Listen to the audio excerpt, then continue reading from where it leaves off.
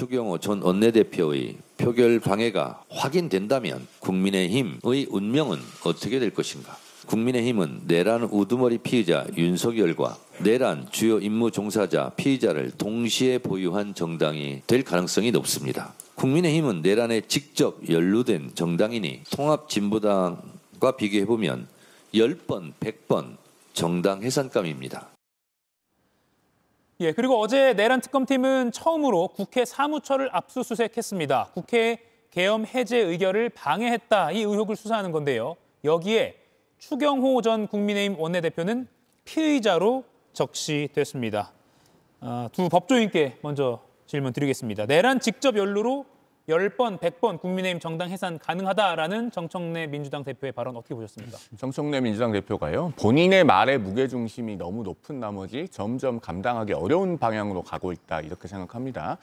정청래 대표는 당대표가 되고 난 뒤에도 본인이 과거에 야당의 공격수였던 것처럼 사람과 악수한다 라고 하면서 야당 비대위원장과의 악수도 거부하는 굉장히 협량한 모습을 보여주고 있는데, 그런 말의 연장선상에서 계속 국민의힘을 해산 대상이라고 몰아붙이고 있는 것으로 보여요. 그런데 본인이 계속 이렇게 국민의힘을 정당 해산감이라고 몰아붙이면 만약에 그 해산이 안 되면은 정청래 후보의 정치적 운명은 어떻게 되나요? 즉 정당 해산에 실패하면은 본인의 존재 가치도 없어지는 그런 방향으로 스스로를 몰고 가고 있는 겁니다. 그리고 저는 그럴 가능성이 전혀 없다고 봅니다만, 만에 하나 국민의힘이 해산된다면은 그때는 정청래 의원도 본인의 어떻게 보면 정치적 효용을 다하게 되는 그런 문제가 있어요. 그러니까 정치인은 항상 국립민복에서 아젠다를 찾으려고 해야지 상대를 없애고 말살하고 배척하는 것에서 답을 찾으려고 해서는 안 된다라는 말씀을 드립니다. 정청래 당대표가 100번이고 10번이고 100번이고 해산 가능하다라고 국민의힘을 향해서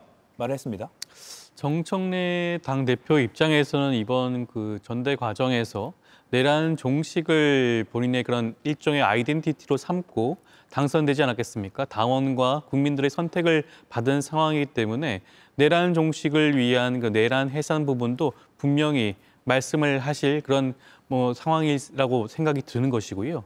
그리고 우리가 현행 헌법사상 정당이 해산된 경우는 단 한 차례밖에 없습니다.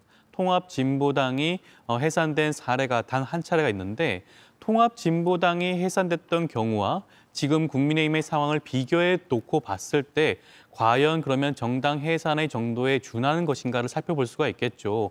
통합진보당의 경우에는 그 당시에 핵심적인 역할을 했던 것은 이석기 당시 의원의 그런 내란 음모, 내란 선동죄였습니다. 그것으로 인해서 결과적으로 봤을 때는 내란 선동죄가 유죄로 재법원 확정이 되었고요. 그로 인해서 정당이 해산된 사례가 있죠. 지금 국민의힘이 처한 상황은 어떻습니까? 국민의힘이 배출한 윤석열 전 대통령이 사실상 내란 선동과 음모가 아니라 내란 행위를 저지른 것이죠. 물론 아직까지 그 형사재판 결과가 나오진 않았지만 내란을 실제로 행한 상황이고요. 그리고 국민의힘 원내대표였던 추경호 원내대표의 경우에는 계엄 해제의 표결을 방해한 그런 의혹이 있지 않겠습니까? 만약 그런 내용들이 사실로 확인된다고 한다면 저는 통합진보당 사례와 비교했을 때 정당 해산은 충분히 가능한 상황이 아닌가라는 생각이 들고, 그렇다고 한다면 지금 정청래 대표가 하는 그런 정당 해산과 관련된 얘기도 충분히 수긍이 갈 수 있는 부분이 아닌가 싶습니다. 예. 이가혁 라이브를 시청해 주셔서 고맙습니다. 이가혁 라이브는 평일 오후 5시 TV와 유튜브로 실시간으로도 함께 하실 수 있습니다.